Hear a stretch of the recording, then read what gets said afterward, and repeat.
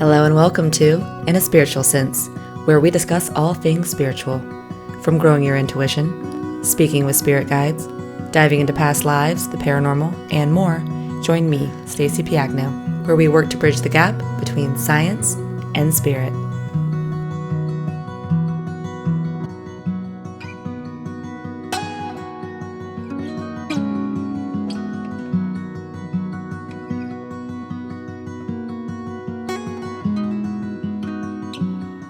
Hello and welcome back to In a Spiritual Sense. I'm your host, Stacey Piagno, and today I want to talk about something that we all encounter.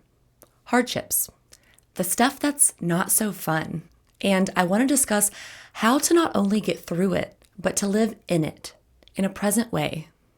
How is it that we can live with love and acceptance while these hardships continue to circle in and out of our lives as they so naturally do? Because let's face it, we don't always have a say in what we encounter. But we do have a say in how we react and in how much weight these situations hold in our lives. Many of you have probably heard me and many others talk about how one of life's goals is not to get rid of what we deem to be bad, but instead to look at these situations through different angles, which will then allow us to change our perspective to one that serves us, one that allows us to move on our highest path. And I'll give you a hint, about 100% of the time, this will be a perspective that encompasses gratitude. And maybe you've heard this, maybe you haven't. Maybe if you're like me, hearing the words love and gratitude feels really watered down because everybody talks about them all the time. But how much do we truly understand the depths of these terms? How often do we actually live in them? Well, I have a story to share with you today of one of my most recent crises and how I was able to work through it with awareness and how I had to practice what I preached, even though it didn't always feel good. And it wasn't easy by any means. I felt alone. I had to rethink life and I had to sit in discomfort and go through all the stuff, the icky stuff that I'm sure many of you have been faced with. But I'll tell you how I got through it and the empowerment that came through my surrender to it, through my trust of the process, and through the dedicated relationship I have been able to build with my subconscious. And to the point, I'm now excited it happened because I'll share another story with you shortly about how this so-called crisis literally answered all my prayers and all my short-term goals. And I can see the direction it's going and how it will soon answer all of my long-term goals. Because a crisis, you see, is nothing more than a change of direction. A change of direction during a time when we need it, or during a time when we've been asking for it. You know, it was about a year ago that I started to receive a lot of downloads and understandings about how spirit works with us through prayer. And when we ask for things and want things, how it doesn't always show up as we think. And unfortunately, many times we will then back off or give up on something that we had asked for because it's not given to us in a way that we recognize it. And so when spirit works behind the scenes, setting things up for us, and we don't like that change of direction because it's uncomfortable or challenging or what have you, it results in us backing off. And we go back to our comfort zone, therefore stopping all the progress that we could have just made. And so again, we are left still wanting the very thing we were about to obtain if we had just trusted and stayed on our path. So this concept, I understood it, my mind had grasped it, I saw the big picture, I understood the path we sometimes need to take and the way the story sometimes unfolds. However, I had not necessarily lived through it. Actually, that's not entirely true. I have lived through it many times, but I will say I had not consciously lived through it. And it's been a while since I've had a big hardship. So yeah, I was due. But what I now understand is that the learning process often first happens in the mind. We think we understand something through watching or hearing or reading about it. However, the next step is to then transfer what we know in the mind to that of the heart. And we do this by living through situations, because we then are able to gain a deeper understanding of what we used to just understand in the mind. So, to briefly mention, if you don't know, this podcast and all the work that I've been doing is my baby. This is my heart. I pour out my soul and I pour out my truth. And in return, it has helped me step into my true self. I'm also very career-driven, and sometimes I have a hard time stopping, and I go through phases where more often than not, I just don't stop. And if I do stop because I'm so used to going, I feel that pull to get back to work. And to me, my work is fun, so there's that. But when I take time off and I'm not working, I feel guilty. And I've done a lot of internal work with this. One major session was through my past life regressions last year, which I do have a whole episode on. It's really cool, you gotta go listen. But basically, it's something I'm trying to gain more awareness in. So with this relationship that I've built with my work and this show, I deem it to be a part of me. Because on some level, it is. It's the production of me. Well, what had recently happened was I was using Instagram to market myself, as so many do in this day and age, and I had put lots of time and money into it, paying for marketing, and I had taken classes on it, and I had a really great body of work. I mean, at this point, it was a year's worth of reels and content and clips, and I woke up one morning and my account had been hacked. And without getting into the details, I lost everything. I lost all my content, all my following, and after weeks of research and an old email that was no longer valid, I basically had to swallow the loss. Now, I will say that this particular event was not a hit to my survival. My body and myself and my family is all okay, and I understand people are dealing with that type of crisis every day. So my point is not to compare pain, but rather to share something that to me in this point of my life was devastating. And I cannot think of a better word other than devastating. Again, I still had much I was grateful for, and I had to very heavily lean on that. But I was heartbroken, and I was stuck. Now, luckily, I am at a point in my life where I understand this kind of stuff is what makes life rich. And after the shock of all this, I did a little bit of bypassing and went straight to the positives, straight to the lessons. And I felt weirdly empowered because I knew this was something big happening. I didn't know what, but I could feel my higher self and spirit comforting me every step of the way. I mean, first of all, the communication with my spirit guides heightened like no other. In one way, the number I used to represent them and often communicate with them was on everything. I like to think of it as my angel's signature that was visually on every single piece of bad news I got, including all the messages and pop-ups from Instagram telling me my account was disabled. So I was conscious that I was being supported through whatever it was that was happening, but it still didn't feel good. So I took a week, I cried, I let some of it out, and I chose to be present through this entire crisis that was happening. And I told myself, I am going to use this to practice what I preach. And in the beginning, I thought this itself was the lesson, to help me further understand life. And I was resilient, and I was empowered, and I knew this was not going to stop me. So I jumped back on the horse, I got on Instagram, made a new account with only 20 followers, and I started re-uploading any content I had that was backed up. And it took about a week of me with my face just glued in my technology, just uploading and reestablishing, again, a year's worth of content. I mean, I was just wasting away the days of my life, just trying to get back to the comfort of what I now know was lost. I mean, I didn't know what day of the week it was. I was exhausted. But I was proud of myself for getting back into it so quickly. So around this time, I woke up one day feeling really good, ready to go make a new post. And I opened Instagram and I had a new message waiting for me. Apparently, my now new account had been shadow banned, which basically means that it's been put on hold because they deem inappropriate activity or something along those lines. So my heart dropped. All these recent feelings came rushing back in, and I felt a little dead inside. However, this time, since my account was now hooked to a working email, I was able to fight it or challenge it. And so I hit the button to start this process, and an hour later they came back and deemed that I was the hacker and my account was now permanently disabled. So I lost it. I didn't know what to do. I didn't know how to feel. I did the positive thing. I was resilient, and I truly believed it. And for the first time in a while, I had no idea of what to do, no idea of my next step. I had lost my control, and I did not like it. I lost the meaning of my why. I didn't know what it was all for anymore. I didn't know what the point of this show was. I didn't have any answers, and I lost the vision of my big picture. I felt like I couldn't keep spending time making new accounts or marketing because they would just keep getting shut down. Meanwhile, fake Stacy is out there on Instagram pretending to be me. So let's add the violating feeling to that as well. My identity was taken.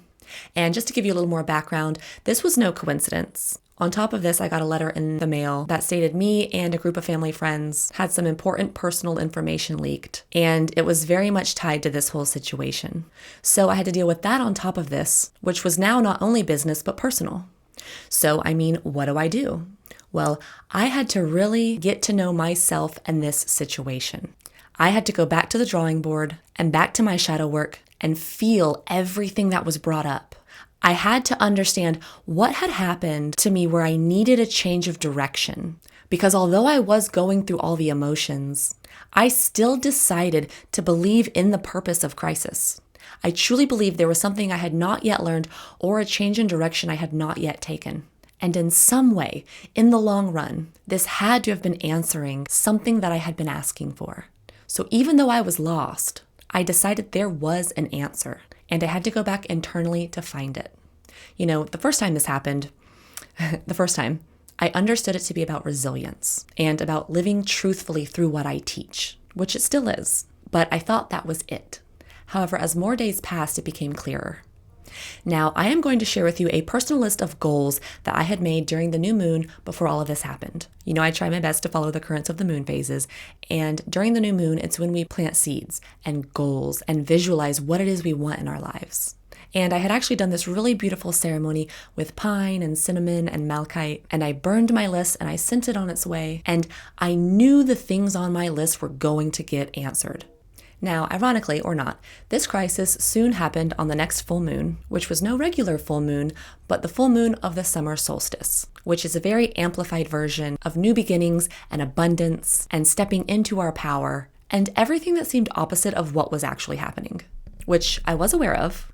You know, I've recently been seeing how life works and how it teaches us through opposites. So if you haven't caught on yet, that's where we're headed with this. But to get back to my list, some of the things that I had asked for and was working on manifesting for myself was 1, for my intuition to strengthen, 2, for my community and support to strengthen, and 3, for my work to continue spreading and growing.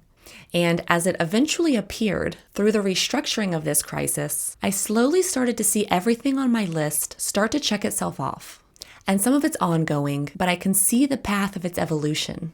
So for example, here's probably one of the biggest things on my list. I want my intuition to strengthen. Well, for one, in order for you to strengthen your intuition, you have to take time to disconnect. And I've learned this, I've taught this, and I used to be really good at it. But you also just heard me mention, I can very quickly turn into a workaholic. And I had gotten away from growing my intuition for sure. I mean, I still had a very strong intuition, but I really wanted to continue advancing this for myself. And so since I had been asking to develop a stronger intuition, but I was not taking the time to connect, Spirit says, don't you worry, I'll help you. Let's take away everything for a little while until you can learn how to recenter. But nope, I didn't get it the first time. I actually stuck my face deeper into my work, thinking my resilience and positivity was the answer, which again, that had its place.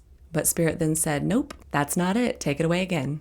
So thankfully, due to me having to go back into my subconscious, I learned my scale was tipping way in one direction. I was no longer balanced with work and play. And in addition to becoming disconnected from Spirit, I didn't even realize I was losing my power. I mean, just the fact that I lost my content and then felt lost inside was a direct reflection that I was putting my self-worth on the exterior. I mean, my worth was definitely starting to stem from how viewers were reacting to my content. Did I have enough likes, views, followers? And as far as a business goes, yes, that will come into play. And yes, it does hold its value. But I had let this take me over. I realized how lost in it I was, but not until it blew up in my face. So after I lost my media platform, I went through a phase where I didn't even pick up my phone. And it was really challenging to see how glued I actually was to it. You know, I would pick it up and stare at it and set it back down. And I would do this all day long. And I had to be forced to find another way to fill my day, just as I had done before I started this business. So after a few days of this, I started to see the big picture, how my work had been pulling me away from my life, causing me to forget about being present in this physical world, on this physical journey that we're going through. And again, part of it was because I was passionate about it, and that's all fine and good, but I had forgotten how to play. My interest in what I was doing had become about the outcome of production versus the joy in making the production and the joy in connecting with myself and Spirit. And the fun with the coincidences that arise and the communication of life. That's what got me into all this to begin with. The art and the poetry. I had truly begun to live my life for my exterior instead of for myself. And so I got checked, big time. I had to get back in touch with Stacy and see what was the point of this life I'm living. Yes, I obviously have a personal passion for healing and inspiring, but I also have a passion for being in nature and building relationships and going to the beach and being with my friends and family. and not having to post constantly just because that's the best way for your business to grow. When my time is up in this body and all I have is the work I put out, with, let's say, no relationships or no memories for myself, would that be the life I wanted? Is that even living? To only work for a legacy with no real depth to the physical relationships around you. What a wonderful selfless life of living for other people, yes. But in that, I would only be living for other people. And if I had continued to go down that path, that's exactly the life I would have created for myself. Which, by the way, is exactly the lesson I learned after going through my past lives. Had I still not learned to be more present?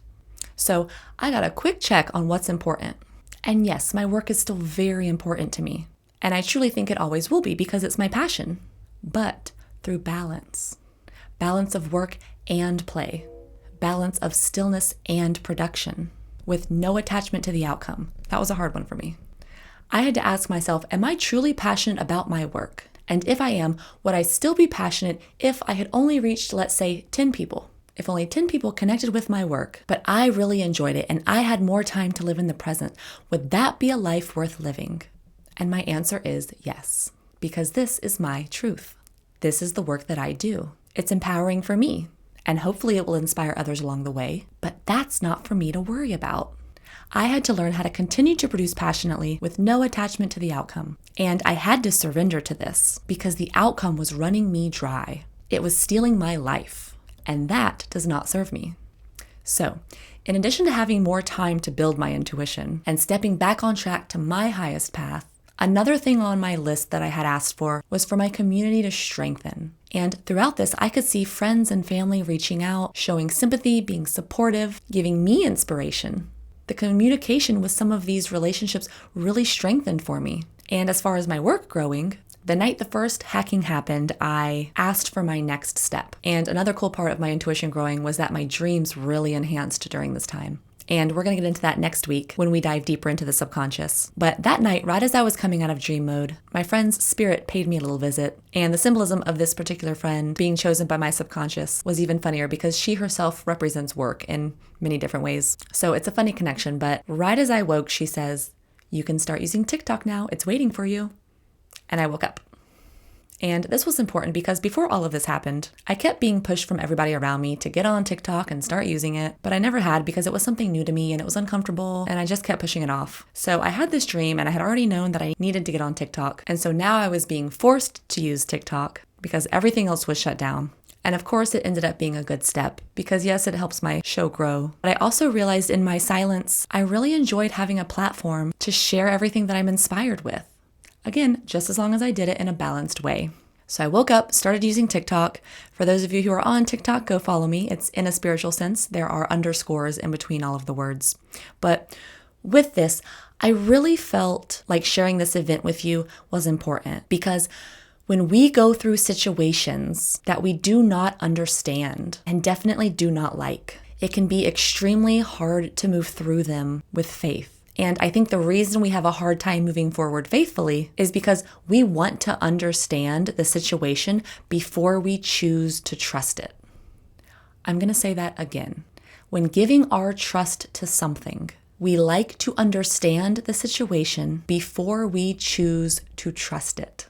But unfortunately, the very definition of faith and trust is to move forward without understanding. That's what it means to trust, to have faith. It is to place your trust in the unknown itself.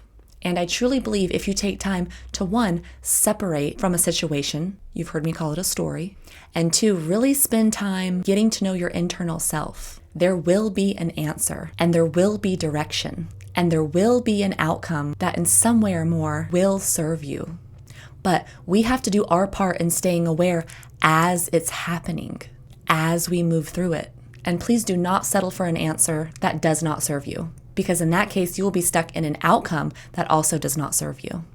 So with that, I want people to know that a wonderful life may not be wonderful in every moment of your life. And when we go through these phases of pain and discomfort, that does not necessarily mean that you're off track. In reality, it's that pain and discomfort that's getting you on track.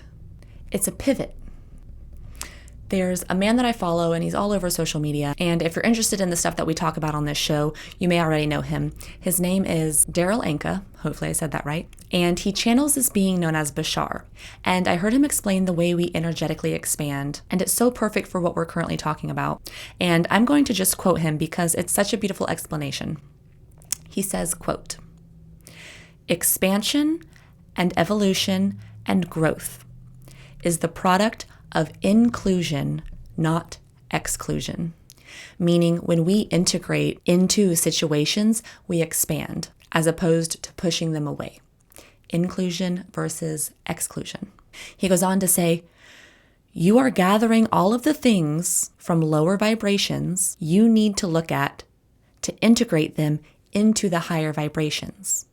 So your general cycle is rising into a higher vibration that gives you the ability to dip into the lower vibrations and bring up to the higher vibrations issues, beliefs, definitions that you need to resolve and integrate and process." So basically, as we learn to vibrate higher, we will learn to transmute all that low, icky stuff into a higher frequency itself. He says, quote, "By going on a higher vibration, it gives you the ability to do that, to dip lower so that you are gathering all of yourself together, including all of your experiences of life. And as you do this, it's not that you're going like this, moving up and down and traveling in a straight line, but more so you will start going like this, up and down at an upward angle, and you will start averaging a higher vibration. And so as you dip down, you will not dip down as low as you did before. And as you rise up, you will rise higher and higher. And so the average of these two, no matter how high you rise or how low you may go, the average of those two will constantly be rising." And so that may be a little heady. It's a very scientific explanation for how and why we go through constant changes. And it's because this is the current that's in all living things. It is the movement of life. Everything is created around this high and low movement, which is an ever-expanding flow. And we can't escape it because this is how we grow. And you can't stop something from growing. You can prolong it, but you can't stop it. Growth happens regardless. Think of any plant or human in the most literal sense. We cannot stop its growth until death. So this concept, we can't stop it. But what we can do is awaken to the idea that this is how we grow. This is how it works. Because if we can understand this, perhaps we will stop fighting its movement and move on to incorporate it. I mean, it's the hardships and the downs that shape and mold us anyway. And when we fight that process, we are just prolonging the masterpiece. The masterpiece being our truest and highest selves, the fullest expression of who we are. So, by understanding this truth, it allows us to take back our control. Because the truth of the matter is, we are the ones who are in control of our energy. And we are the ones who are in control of our perspective of that energy. That's it. We are always in control. And we need to understand that. And understand that our intention and how much authority we give ourselves to be in control are the deciding factors in how much control we actually have. So whether it's in the physical world or the spiritual world, this is how it works. And sometimes for us to truly understand this, we have to experience it. Because through experience, we gain understanding. And the truth is not something that is taught. It's something that's understood. And I think the point of life, as I've probably spoken on before, is that we are here to experience. So if the purpose of life is to experience, well, we're already winning. You just have to choose how you want your experiences to play out. And that is up to you. So with that, stay tuned for next week because we are going to dive into some more fun as we talk more about the subconscious and how to communicate with our higher selves. And it's going to have a lot to do with today's conversation. I'm actually going to take you through what was actually happening in my subconscious as all of this was going on, and how I was able to decode all the messages and guidance that I was receiving during this shift. So I hope you enjoyed this episode and took something valuable away. If you did, please use it to inspire those around you. And remember, friction is always going to be a part of life, but whether or not we deem it to be friction and how we maneuver through it is all up to us. I'll see you next week on In a Spiritual Sense. For those looking to connect further, please feel free to send emails to info@inaspiritualsense.com or hit me up on Instagram, where you can find weekly inspiration and updates. I look forward to connecting with you.